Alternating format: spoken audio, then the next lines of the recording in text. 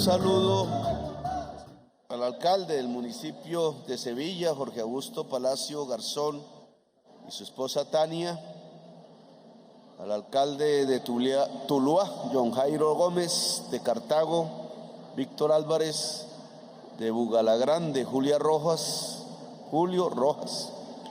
de Trujillo, Diego Guerrero, de Bolívar, Nodier Cardona, de Caicedonia, Carlos Orozco, de La Victoria, Mario Reyes, de Dagua, Ana María San Clemente, del Dobio, Miguel Guzmán, de Calima, Darién Martín Mejía, del Zarzal, donde estuve hace poco, María Teresa Giraldo, y de Obando Nidia Ospina.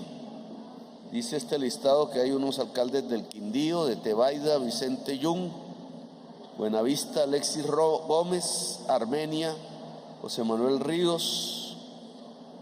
En general, gracias alcalde, a los funcionarios del gobierno nacional aquí presentes, ministros, ministras, representantes a la Cámara, funcionarios del gabinete departamental y municipal, voceros de los diferentes ejes temáticos que aquí se han presentado, lideresas, líderes, presidentes e integrantes de las juntas de acción comunal y campesinas, las comunidades indígenas Nasa y Dachibeque, representantes de las instituciones educativas y comunidad estudiantil, a la Asociación de Discapacitados del municipio de Sevilla, ADIS, integrantes de la Fundación Artístico-Cultural Montaña y Café, los medios de comunicación locales y nacionales y en general a toda la comunidad que hoy nos acompaña aquí en este recinto,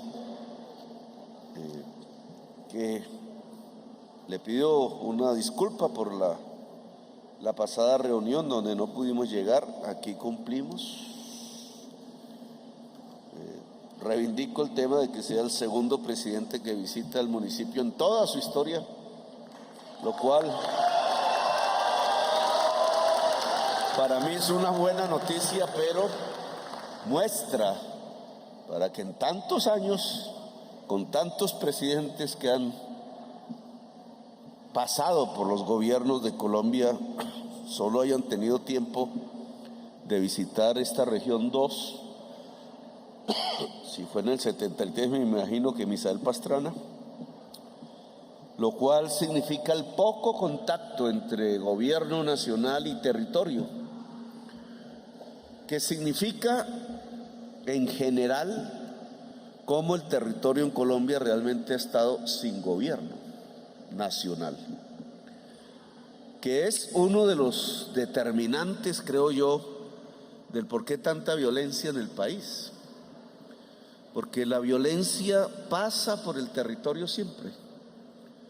Antes había unas violencias nacionales, determinadas nacionalmente, pero ahora cada vez más las violencias tienen un sabor territorial, unas dinámicas que son exclusivamente territoriales, y al no existir Estado, al no existir gobierno en el territorio, pues cogen como el fuego en las estepas, casi que libremente corren, se propagan, se vuelven casi imposibles de apagar. Y así ha sido la historia de Colombia en las últimas décadas, por no decir que así ha sido la historia republicana de Colombia en los últimos 2 siglos. Aquí se han tocado varios temas. Algunos tienen que ver con reformas nacionales, por donde deberíamos comenzar. Por ejemplo, cuando se habla de los campesinos viejos, seguramente fueron cultivadores de café en sus años mozos, juveniles, hicieron, como casi todo el campesinado cafetero, pues el siglo XX de Colombia, un siglo entero, sostuvieron a Colombia. De allí, del café, salieron los dineros por hacer muchas empresas. De allí se sostuvo el Estado a través de los impuestos. Mucho de lo buena parte de los salarios de los congresistas durante todo el siglo XX salió de la riqueza petrolera. Lo mismo el salario del presidente, lo mismo el salario de los ministros. El Estado colombiano se sostuvo del trabajo de un campesinado en general. Eran pocos los ricos cafeteros, la mayoría eran pequeños productores, familias. Ustedes conocen esa historia mejor que yo, como que Sevilla fue el centro de esa actividad. Y yo siempre he preguntado cuando estoy en campaña así, en los auditorios grandes, las plazas públicas, ¿dónde hay un campesino cafetero pensionado? Porque entregaron miles de millones de dólares de riqueza anual durante un siglo más o menos. Aún la siguen entregando porque el café no ha terminado su ciclo. Yo quisiera que no terminara. Pero mientras conocemos los nombres de grandes burócratas de apellidos ilustres dirigiendo la Federación de Cafeteros, no encontramos el nombre de un campesino cafetero que esté pensionado. Yo creo que ahí sí hay una enorme injusticia. Hay que decir que me metieron los dedos en la boca ahora en la última elección por funcionarios de mi propio gobierno, para continuar con la misma lógica de depredación de la economía cafetera de Colombia, que ha cambiado indudablemente.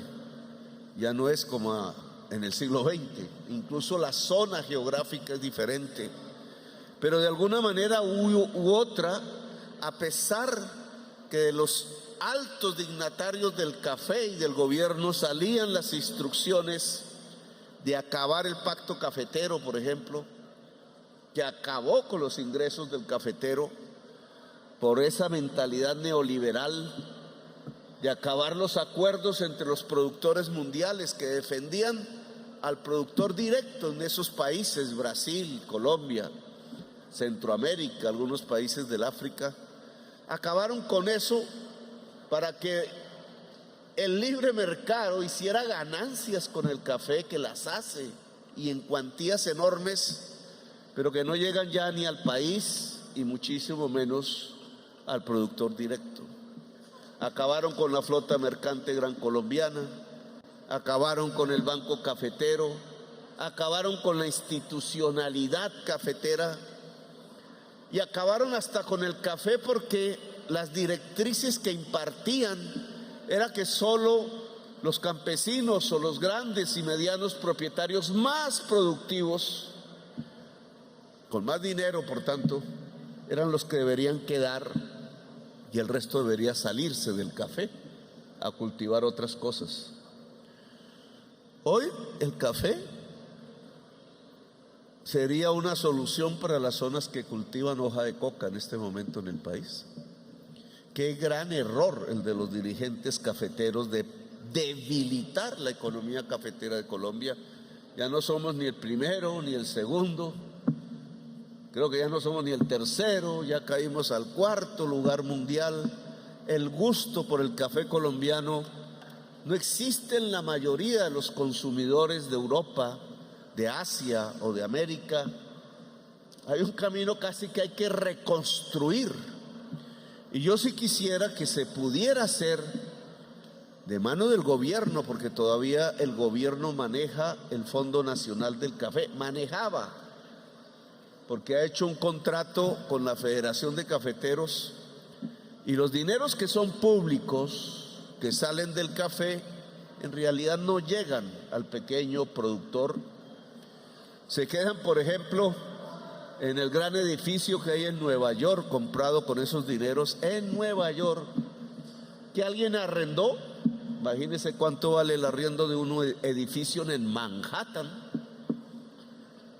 Y en lugar de que el arriendo llegara a los campesinos cafeteros, se lo guardó en el bolsillo, sin que haya hoy procesos que realmente castiguen ese uso fraudulento de lo que es público.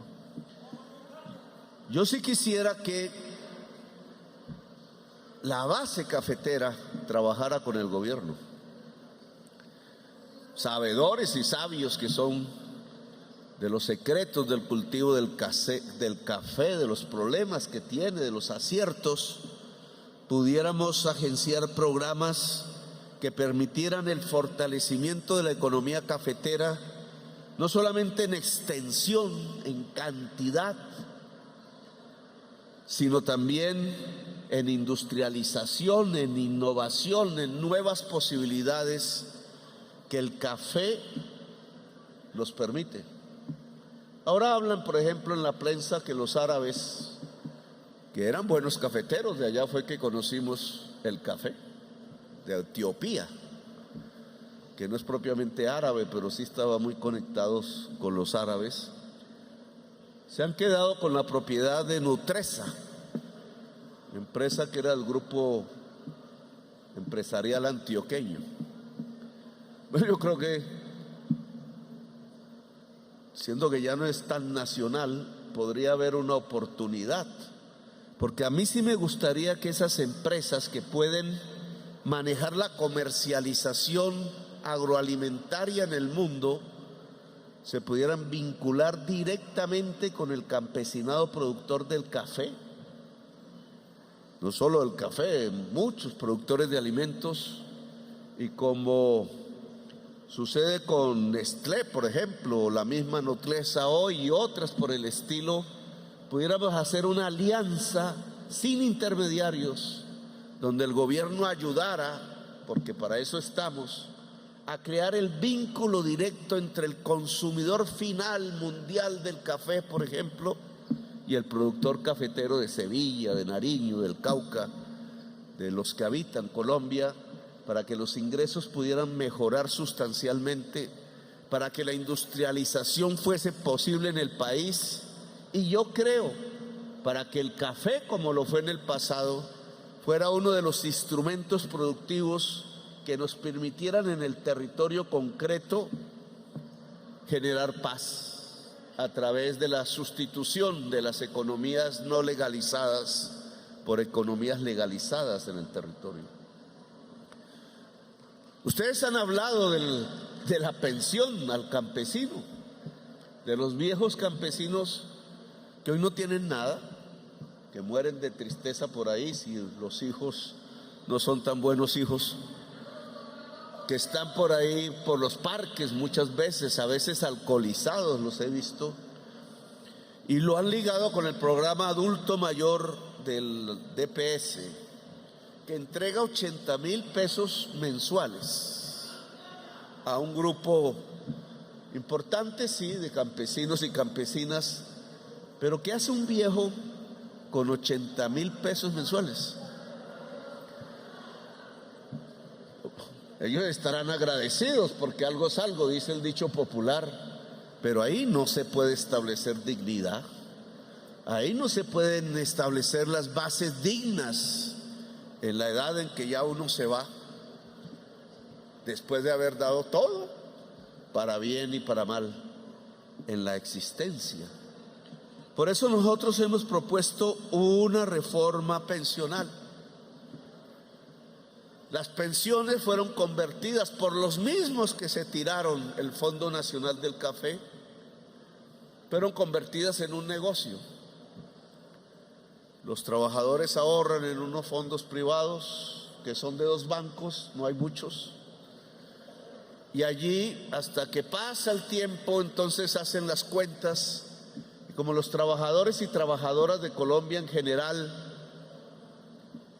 no los emplean en un solo ciclo, sino que los despiden cada 3 meses y demoran en conseguir otro empleo, y así durante toda la vida, porque el mundo laboral ha sido también precarizado, empobrecido a través de reformas laborales que van en contra del trabajador y de la trabajadora. Entonces no logran ni los niveles salariales ni el tiempo suficiente. Les devuelven un ahorro que apenas sirve para comprar si acaso un taxi en municipios que están llenos de taxis, o en municipios que están llenos de mototaxis, a competir con el otro pobre por las monedas de algún otro pobre que se sube atrás en la silla de la moto. Así se volvió el sistema pensional colombiano. No da pensión. la gente ahorra y le usan los recursos, y por eso queremos transformarlo, para que haya un sistema que dé pensión. Entre la reforma que proponemos, que no voy a explicar aquí por falta de tiempo, que básicamente es lograr que el cotizante pueda también cotizar una parte de esa asignación mensual en Colpensiones, podríamos liberar unos recursos bastante, cerca de 12 billones de pesos anuales, con los cuales, siendo dinero del gobierno, no de los cotizantes, podríamos ampliar el programa adulto mayor en los dos sentidos, en el número de personas que cobija y en la mensualidad o el bono que entrega cada mes, pasando algo que por lo menos sirva para que haya un plato de sopa caliente todos los días y un lugar donde vivir, para que el viejo cuando llegue a su casa sea bien visto, porque lleva al mercado todavía a su casa, sea bien mirado y no envuelto en la tristeza, para que estos campesinos cafeteros, y aquí habría que hacer un comité del adulto mayor, de viejos y de viejas, porque la mayoría son mujeres, los hombres no sobrevivimos tanto, pudiera organizarse. Si logramos aprobar la ley que los congresistas tienen en su mano, para que miráramos los listados de esos viejos y viejas campesinas, ojalá en primer lugar cafeteras, que puedan al final de este tiempo, cumplido el ciclo y su valor enorme del café para Colombia, tener un resarcimiento, que es devolverles un bono pensional que permita comer y vivir. El Congreso tiene la palabra y tiene que escoger, la verdad sea dicha, entre las utilidades de Luis Carlos Sarmiento Angulo y el grupo empresarial antioqueño, y la comida, el mercadillo del campesinado cafetero de Colombia y de las mujeres de la tercera edad de este país. ¿Qué escogen? ¿Qué escogen? Como siempre, al poderoso que nos tiene, no él, sino el sistema, sumidos en una de las sociedades más desiguales del mundo, o por primera vez acceder a que el dinero común, porque no estamos sacando el dinero de otros, el dinero común que se cotiza y que el gobierno pone y que es caja pública, pueda llegar al pobre, al que necesita, al viejo y a la vieja hoy completamente desatendidos. ¿Qué escoge el Congreso? Yo les digo, si queremos realmente construir una nación hacia el futuro, un país que valga la pena vivir, en el país de la belleza, si queremos detener la sangre derramada, escojamos al débil y al pobre, al interés general, como ordena la Constitución Nacional. Hablaron ustedes de otros temas que también responden a reformas nacionales, pero vamos hacia lo concreto y lo local. Solo dejo este punto como uno de los aspectos que, fíjense en ustedes, sin tratarse de una ley para Sevilla, tratándose de una ley nacional, tendría un efecto concreto en Sevilla, en el mejor vivir de las personas que habitan este territorio, no solo de Sevilla, sino de toda la región que aquí he mencionado a través de sus alcaldes y alcaldesas. Han planteado ustedes otra serie de temas que ya no responden a grandes reformas nacionales, sino que responden a la dinámica del gobierno. Ya no tienen que ver con los congresistas, no tienen que ver con los jueces, tiene que ver con los ministros, las ministras, los jefes de institutos del gobierno que yo encabezo. A veces a mí me da cierto temor cuando voy por estos pueblos, las regiones, la diversidad colombiana. Presentamos el Plan Nacional de Desarrollo en un sitio lejos que se llama El Remanso, en Guainía, un lugar mágico, espectacular, de los mejores del mundo, habitado por algunos indígenas. Allá presentamos el plan de desarrollo y he tratado en estos meses de no abandonar el territorio, de ir, como hacía en campaña, de pueblo en pueblo, de región en región, y va pasando el tiempo de reuniones con la población y es necesario observar, vigilar si lo que allí se habla en cada reunión se está concretando. Por ejemplo, ¿cómo va el estadio de Buenaventura? Que yo puse ahí, moví la máquina esa, que no sé manejarla, pero sacamos el primer pedazo de tierra. ¿Cómo va? O llegó el presidente, movieron la tierra y se fue el presidente y no volvió a haber obra, como pasa con muchos contratistas. ¿Cómo va eso? ¿Cómo van los esfuerzos que se han hablado en el territorio? ¿Cómo va la vía ya principal que fue cortada por uno de estos desastres, que es la misma falla que pasa por aquí, tengo entendido, allá en Rosas, Cauca? Se estaba trabajando rápido, estábamos impulsando el transporte para que se pudiera comunicar más rápido la región, pero la obra tenía que ser entregada ya. ¿Qué pasó con la obra? Porque si el gobierno, a través de la práctica gubernamental, empieza a hacer anuncios, incluso empezar obras, pero van quedando por ahí, pues estamos haciendo más de lo mismo. Es lo que ya han hecho los otros gobiernos, dejando obras tiradas. Y no tiene sentido, porque este tiene que ser el gobierno de la gente y por tanto de sus soluciones concretas. No podremos solucionar toda, la plata no alcanza. El listado de necesidades siempre será más grande que las capacidades para resolver, pero indudablemente tiene que priorizarse qué es más importante y hacerlo primero para que podamos pues avanzar en calidad de vida, para que cada día que pase sea mejor que el anterior, cada generación que pase sea mejor que la anterior. Aquí, por ejemplo, tengo una serie de anuncios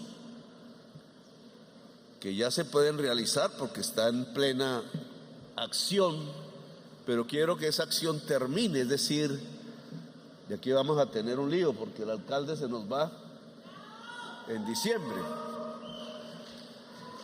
y habrá unas elecciones que ya van a comenzar y una ley de garantías que termina en octubre. Luego ya los espacios de coordinación se nos achican. Hay que establecer los puentes con quien vaya a gobernar el municipio en adelante para que no se corte este tipo de proceso, no haya que comenzar de nuevo. En eso, alcalde, hay una serie de temas que se aprobaron en el Plan Nacional de Desarrollo que no escuché aquí, pero que es importante que lo hablemos, porque son ley y es de mucha responsabilidad de alcaldes y alcaldesas desarrollarlo. Lo mismo se lo digo a los 14 restantes. Se aprobó que en todos los colegios se abran unas cátedras que hoy no existen, la de artes, la de deportes, la de programación de computadores y la de historia. Historia ya había sido una ley en 2017. El alcalde no es el responsable, pero sí puede reunir los directores de los colegios, rectores, etcétera, y con la ayuda del Ministerio de Educación, que tiene que cambiar el PEI, ministra, y se están demorando, porque esa es la condición legal. Entonces empiecen a abrirse los espacios en los cursos, ahí van a aparecer una serie de problemas. Entonces, si se alarga la jornada, ¿cómo es? Nosotros sí queremos alargar la jornada, que eso implica recursos, etcétera. Pero hay que convocar entonces en todos los municipios, ojalá de la región, ¿quiénes van a enseñar artes? Por ejemplo. Y entonces los artistas que hay aquí, hombres y mujeres, ya vimos algunos que saben de música o de pintura o de teatro o de bailes, etcétera, en toda la diversidad del arte, se pueden transformar en profesores y profesoras y lograr dos cosas que me parecen fundamentales, que es enseñarle a la niñez a ser sensible con el arte, que no nos ocurra en este pueblo que se insensibilizó con la muerte. Y entonces hay una confesión como la de Carlos, ¿cómo se llama? Salvatore Mancuso, terrible. Y lo que sucedería en cualquier sociedad, que es que salieran millones de personas a las calles a protestar por un genocidio con tanta complicidad de políticos y del Estado, pues termine no saliendo nadie, porque nos hemos insensibilizado ante el derrame de la sangre. La cultura tiene la capacidad de sensibilizar, y estas regiones han sido siempre profundamente culturales, con sus tradiciones, con su música diversa. Y entonces es la hora, alcalde, dado que está aprobada la ley y ministra de Educación, que lo volvamos realidad, porque esta es la forma concreta en el territorio de ir construyendo paz. No vamos a emplear al profesor de Bogotá que sabe el piano, sino a los creadores, gestores de cultura del territorio para que tengan de qué vivir y al mismo tiempo que enseñan puedan crear, porque si uno tiene el estómago lleno, el cerebro puede ser libre. En cambio el cerebro no es libre si el estómago está vacío. Ayudarle al creador y a la creadora a innovar en la cultura fundamental.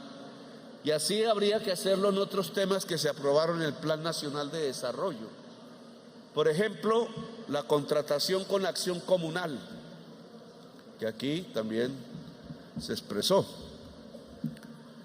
En el Plan Nacional de Desarrollo dice que el PAE, que es el Plan Alimenticio Escolar, ¿cierto?, de que se da en los colegios, se haga con los productores y productoras de la región y que las madres de familia puedan tener un papel protagónico en que el colegio le entregue la alimentación al niño y a la niña, y no un contratista que muchas veces se roba la plata y le entregan al niño y a la niña un pedazo, a veces de fruta descompuesta, porque la plata se quedó en el bolsillo de ellos. Eso ya está aprobado en el Plan Nacional de Desarrollo. Nos permite activar producción alimenticia local, nos permite que las mismas familias responsables de los niños y las niñas vigilen que haya una buena alimentación a la niñez. Si la nación no cuida a sus niños y niñas, entonces ¿a dónde va a parar? Y nos permite que haya una activación más transparente de la economía regional. Eso es un programa que alcaldes todos y alcaldesas que están aquí en estos meses que ya quedan nos pueden ayudar a activar, porque fue aprobado como ley en el Plan Nacional de Desarrollo. Allí hay más temas, no voy a prolongarme en ellos. La contratación directa con la acción comunal desde la nación. Yo no sé si está en vías por aquí. Que quiero aclarar esto para que no tengamos confusiones adelante, como ya sucedió en los meses que han transcurrido. La indicación que dio el gobierno fue realizar cabildos de acciones comunales rurales por territorio. Tenemos la experiencia del Plan Nacional de Desarrollo, 52 territorios, o si queda muy difícil, por departamento. Son las acciones comunales reunidas en asamblea las que deben determinar las prioridades de los tramos de vías terciarias a financiar en la región. No son los técnicos del INVIES. Esa orden no fue cumplida. En mi opinión no fue cumplida porque es que si son los técnicos, entre comillas, son los políticos los que deciden qué trama. Y entonces se da otro fenómeno diferente. El político va a sacar pecho para los votos o algo peor. O algo peor. Que los políticos participen en el cabildo, eso no es problema. Pueden ayudar, son conocedores de la región, pero en medio de la gente, no en el secreto de las oficinas. Es en el cabildo abierto, que claro es difícil porque todos quisieran que todas las vías se arreglaran al mismo tiempo, lo cual es imposible. Implica que el dirigente, la dirigente de acción comunal rural, porque son vías terciarias, logre captar que no es solamente para sí o para su vereda, sino que hay que tener un plan departamental o regional donde cierta vía que quizás no pase por la vereda se vuelve mucho más importante que la propia de la vereda. ¿Cómo conjugar esos intereses en un cabildo, en un día, llevando los técnicos de INVÍA al cabildo, pero no a suplir la decisión de la gente, sino a obedecer las decisiones de la gente, que por eso es que se llaman servidores públicos? El gobierno dejó unas partidas importantes y ahora hay una adición además para todo el país. Ahora, esto al volverse regional, pues se va desmenuzando. Aquí dice en este documento que me han entregado, vamos a ver si encuentro, que está y que se puede anunciar placahuellas entre las veredas La Palmilla y Totoro o Totoró. Totoró. Entonces aquí ahí le falta una tilde. Y Totoró de Sevillas, hecha por Envías. El proyecto tiene un presupuesto de 3.843 millones y ya fue erradicado. ¿Quién escogió? Entonces yo lo que quiero es que en el territorio del Valle del Cauca, dividiéndolo en subregiones, porque es diferente el Pacífico a esta región, etcétera, se convoquen los cabildos de acción comunal rural, se permita que ellas decidan en un ejercicio democrático.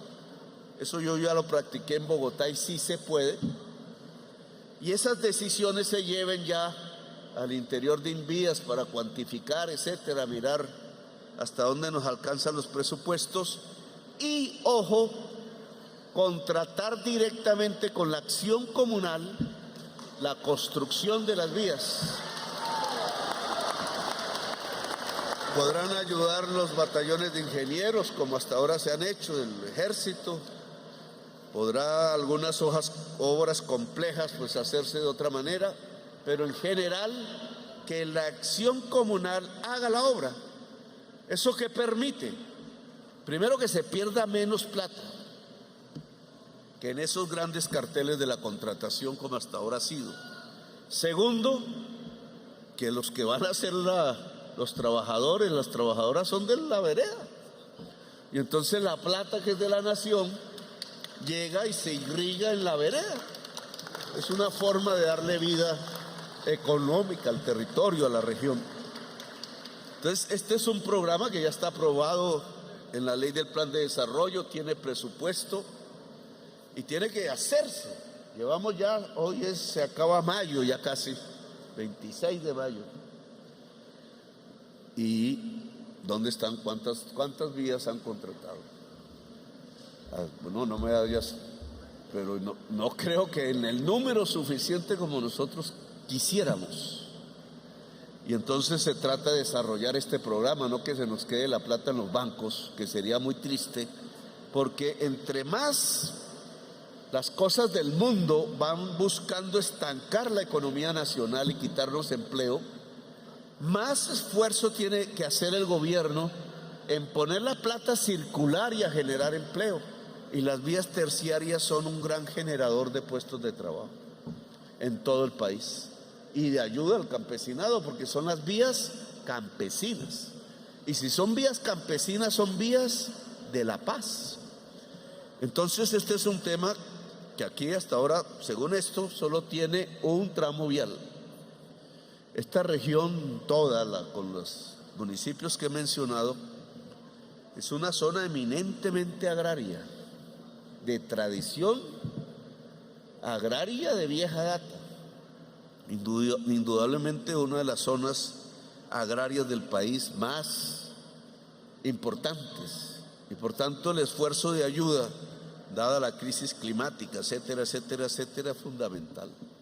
Es fundamental.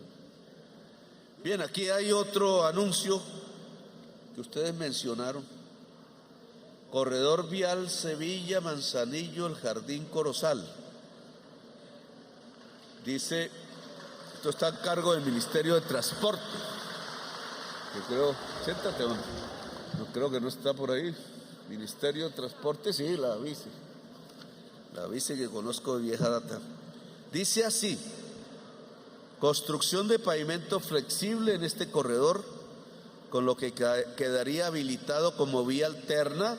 Acordémonos del puente que se cayó, de la vieja, de la quebrada La Vieja, como vía alterna del municipio para el Valle del Cauca y Quindío. Luego, esta es una prioridad, porque no solamente es para las regiones, es para reemplazar el problema que se generó con la caída del puente. Aquí dice que el presupuesto es de 8.500 millones, que se ha hecho un convenio con el Ejército por 1.900 millones y hacen falta 6.600. ¿Dónde está la plata? Ya está, la tenemos lista. Esta es una alternativa, porque esto es comunicar media. Esto es similar a lo que nos pasó en el Cauca, más o menos de la misma magnitud. Y entonces esto se nos vuelve una prioridad, porque es comunicar medio país con otro medio país. El municipio ha hecho una propuesta de recuperación de 8 kilómetros con reparcheo y la construcción de 7 kilómetros. Más o menos esa es la obra. Pero esto, que ya tiene parte comenzado, no estamos hablando de algo por hacer, tiene que tener terminación y rápida. Entonces quiero que escriban esto para que quede como una prioridad que tiene que ver con la salida, con la comunicación del territorio que un compañero mencionó.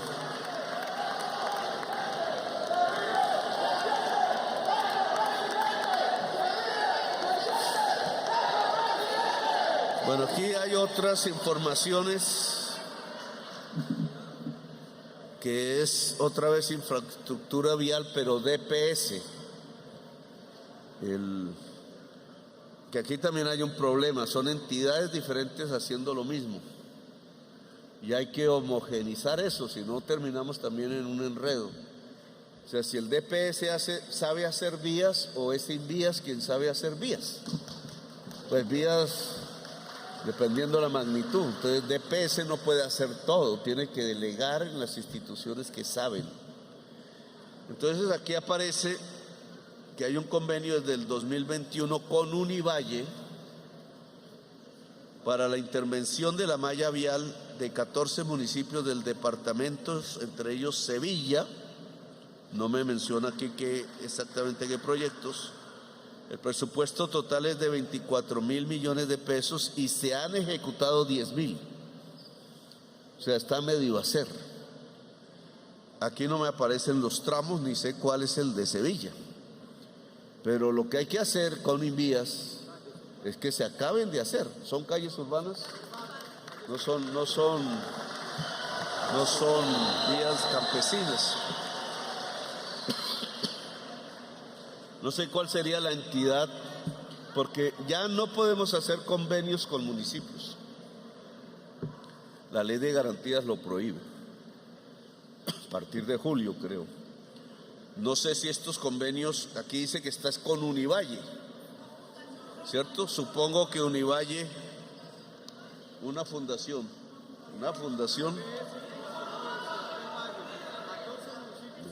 esos convenios como los de la Gerencia Integral de Productos.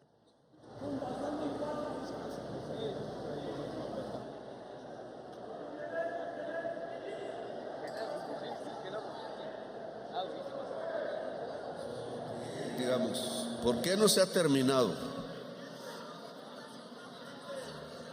Porque se intermedió el recurso. Porque se intermedió el recurso con una fundación que no voy a hablar de ella, pero estas son las maniobras que no se pueden hacer. Porque estas maniobras, cuando se intermedia el recurso, tiene otra finalidad, que no es hacer la obra, sino que es repartir auxilios, que a veces son en las elecciones. Entonces, aquí hay que resolver este asunto. La Contraloría ya nos cambiaron al Contralor, o sea que aquí estamos enredados y hay que resolverlo. Y la comunidad tiene que ser veedora. Aquí sigue otro anuncio, que es la remodelación de la Plaza de Mercado de Sevilla, que también es del DPS.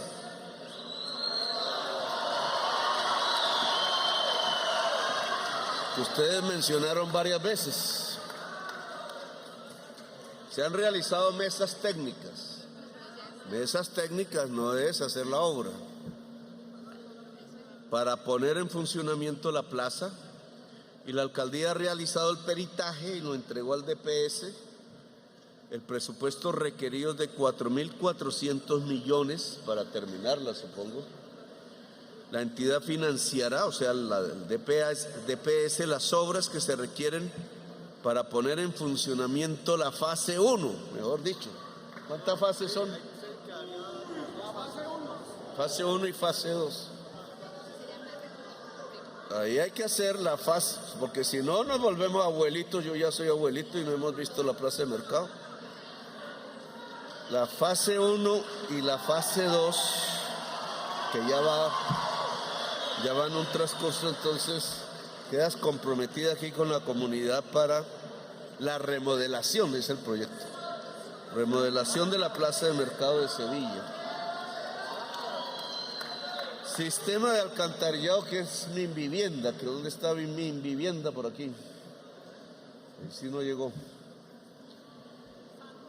Avanza el proyecto de obras de reposición y construcción del sistema de alcantarillado del barrio San José y la zona de influencia en Sevilla. El presupuesto es de 7.043 millones y beneficia 800 viviendas. Aquí dice que avanza. ¿Sí está avanzando? No está avanzando. Está para aprobación. Ojo con estos informes, porque entonces hablamos mentiras. Entonces, no está mi vivienda, entonces necesito que Laura note a ver qué pasa con este alcantarillado del barrio San José.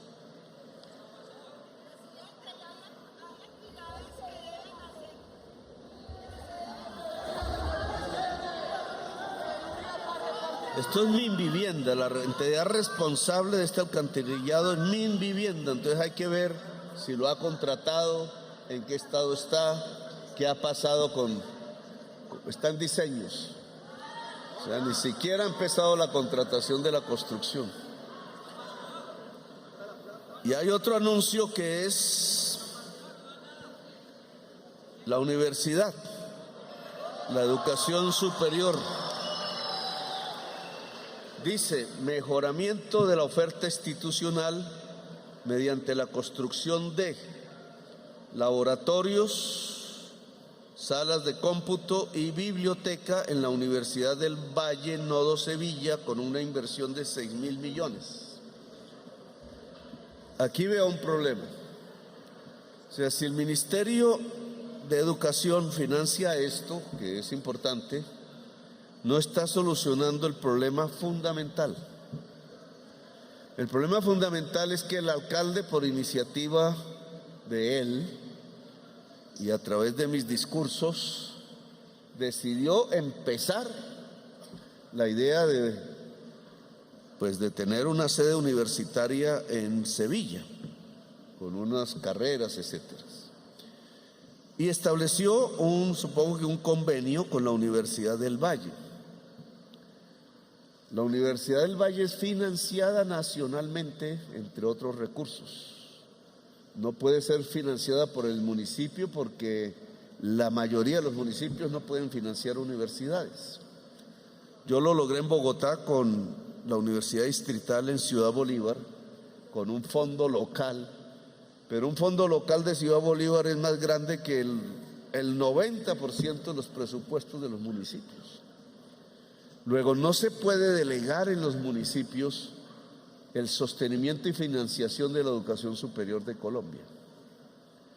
Por eso hay un presupuesto aprobado ya y se va a adicionar ahora para financiar sedes universitarias en todo el país.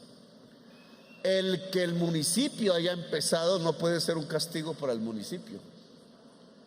Y entonces, como el municipio ya comenzó, entonces nosotros no financiamos la sede que prometimos, porque el municipio en algún momento se queda sin el dinero y se acabó la sede.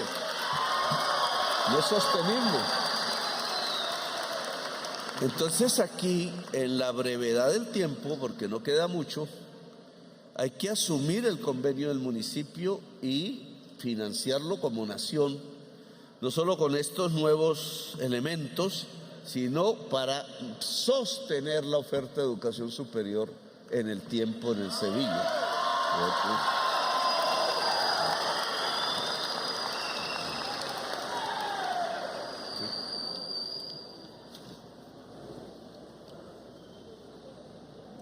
No se oye.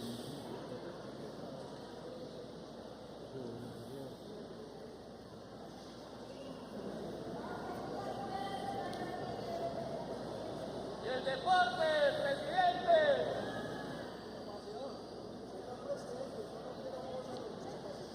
Ahora, vemos.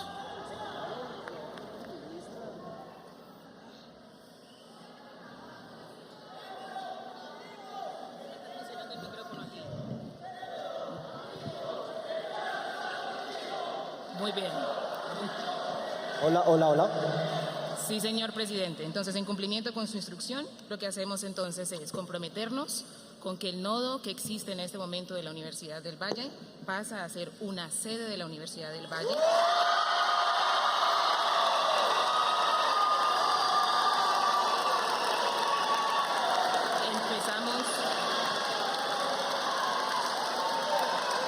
Empezamos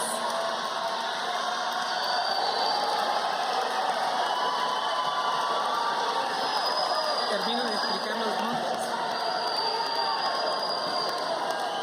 En la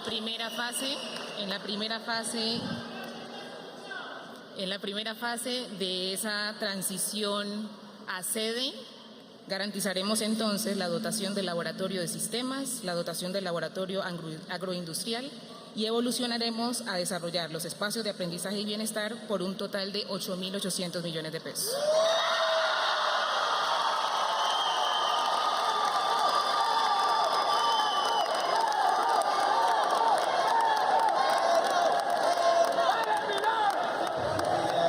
De vieja data ahí. Estos son temas más departamentales. Aquí tenemos el estadio Marino Klinger, avance del 1,2%. Ojo, congresista, no vaya a ser que terminemos el gobierno y el estadio esté en veremos. Aquí hay un tema de aeropuertos. Este es un tema que me gustaría tocar. Los aeropuertos en general, además de la comunicación nacional que implican, tienen un elemento que para mí es clave, que es el turismo. Y esta región, como lo ha demostrado el Quindío, tiene una vocación turística.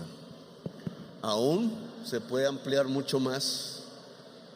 Y aquí, viceministra, para que anotes, uno de los proyectos que hay en la aeronáutica civil del Ministerio de Transporte es la ampliación de la pista de Armenia para que puedan llegar vuelos internacionales. Esa es una prioridad, porque si los vuelos internacionales directamente pueden llegar a Armenia, toda esta región se puede volver en una zona de expansión turística que ya se sabe cómo se hace, ya hay experiencia, volver casas rurales, hoteles, bueno, ya eso se conoce aquí. Y esta podría duplicarse, triplicarse el turismo si pudiéramos hacer esa ampliación que hasta donde tengo entendido son 200 metros. Es una inversión que vale la pena porque nos puede hacer saltar la economía regional bastante. Hay un proyecto de ampliación en Cali, que por acá está, en la ciudad de Cali, por concesión, pero también hay que agregarle la ampliación de la vía del aeropuerto de Armenia. Aquí hay unos colegios que hay 25 proyectos de infraestructura educativa en ejecución.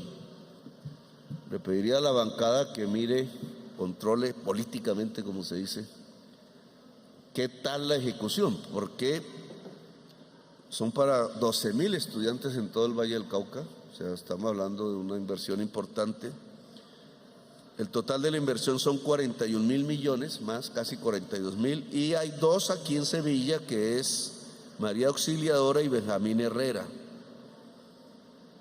Aquí no sé cuánto es la inversión en cada una, pero es importante hacer el control político, ministra, para saber en qué va la ejecución de este programa, que tiene que ver con la educación. Igualmente en vías, ya en general, en el Valle del Cauca, tiene 2,23 billones en la red nacional, 44,493 en vías rurales y 8,048 en estudios. Entonces, aquí hay 679 proyectos de tramos de vías rurales. Vuelve y juega. Examine si lo escogieron los técnicos de Invías o hagamos los cabildos de asambleas para la región del Valle del Cauca. Presidente, esos 670 son las convocatorias o la postulación que se recibió de las juntas de acción comunal. Entonces falta hacer la priorización. Sí, señor. En eso Es estamos. hacer la priorización con las juntas. Sí, y señor. Ustedes nos ayudan, por eso hay que organizarlo bien, pues si no se arma una puñetera ahí sí terminamos mal. Para que eso salga una planificación popular. Eso es entregarle decisiones del Estado a la gente, pero hay que saber hacerlo porque la plata no alcanza para todo. Entonces, aquí hay 679 proyectos según este informe, radicados, pero hay que priorizar 1, 2, 3 hasta que alcanza la plata. Y la acción comunal toda, rural, de todo el Valle del Cauca, ojalá por regiones, nos ayude a resolver la priorización, que es lo que yo les pido. Bien, ahora, estos son temas, digamos, más globales del Valle del Cauca. Hay unos proyectos que son megaproyectos, que tienen que ver con los ferrocarriles, ustedes lo mencionaron. Esta región los tuvo, bueno, ustedes ya lo dijeron. El ferrocarril indudablemente es superior a las dobles calzadas. Y Colombia, no sé por qué razón, ya decidió acabar sus ferrocarriles y nunca ha querido reactivarlos. Y es fundamental en tiempos de crisis climática. Entonces aquí hay una estructuración y adjudicación, esto ha salido en la prensa, de la conexión férrea entre Buenaventura y el corredor férreo central Dorada-Santa Marta, que es donde se está haciendo adjudicaciones, hasta Chiriguaná, creo. Yo pedí que fuera hasta Santa Marta, pero eso debe ser complejo.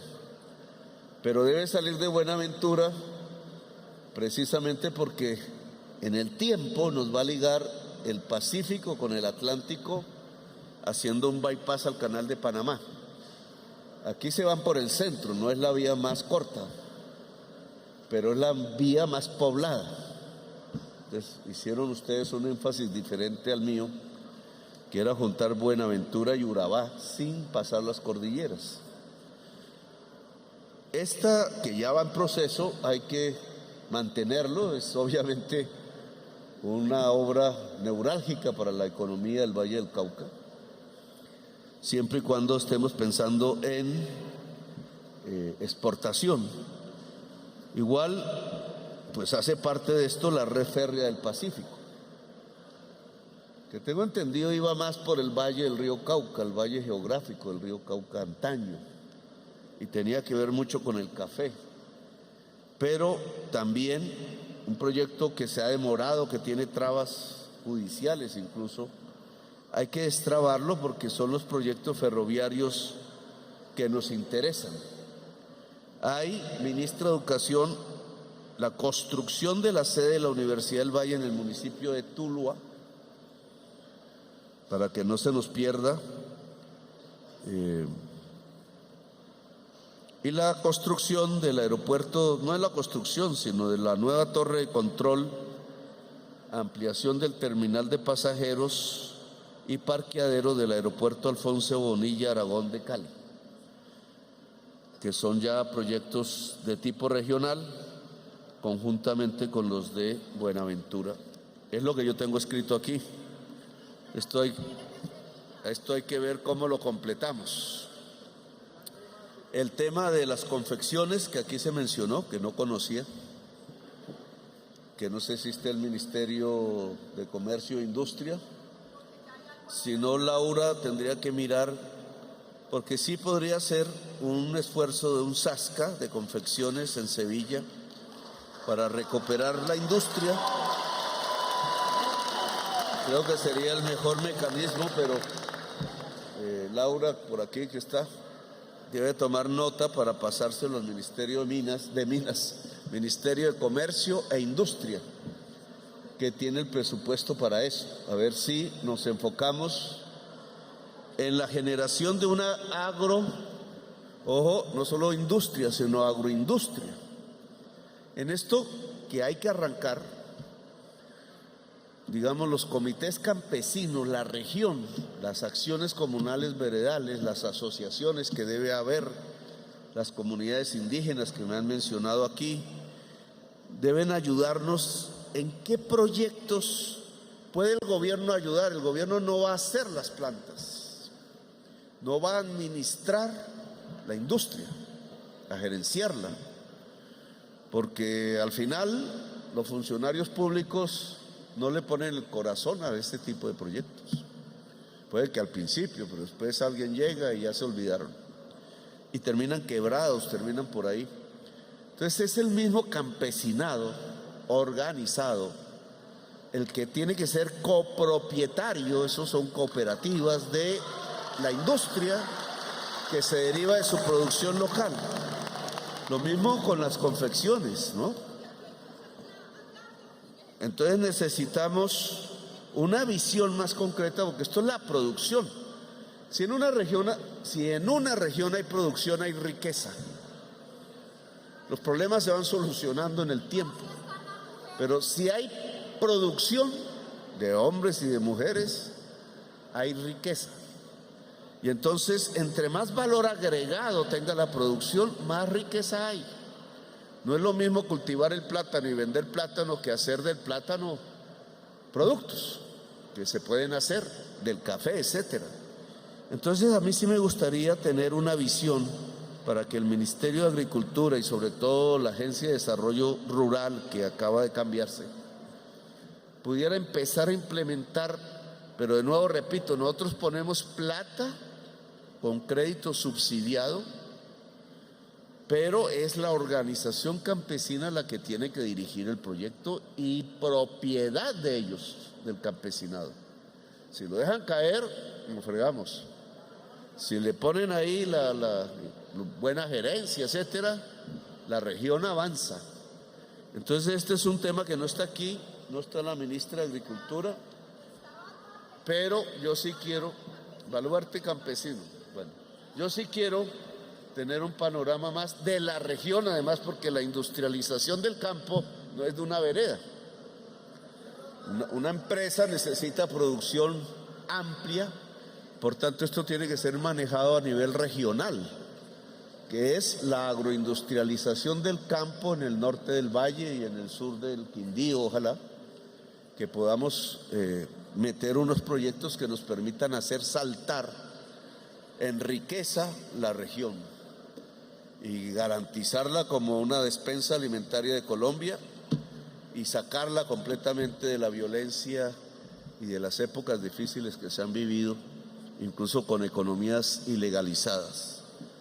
Bueno, yo dejo acá, espero que volvamos a vernos para evaluar en qué va todo este tipo de objetivos. La región tiene que reunirse, lo hicimos en el Plan Nacional de Desarrollo, que debería haber una evaluación de eso, los diálogos regionales vinculantes. Hay unos procesos del Congreso, espero mucho control político, porque que no nos durmamos, de ustedes también, y hay que hacer una reunión de evaluación sobre en qué va esto y cómo se pueden ir instalando los nuevos proyectos en la región. Bueno, yo dejo porque organizan aquí. Gracias por haberme escuchado, muy amables.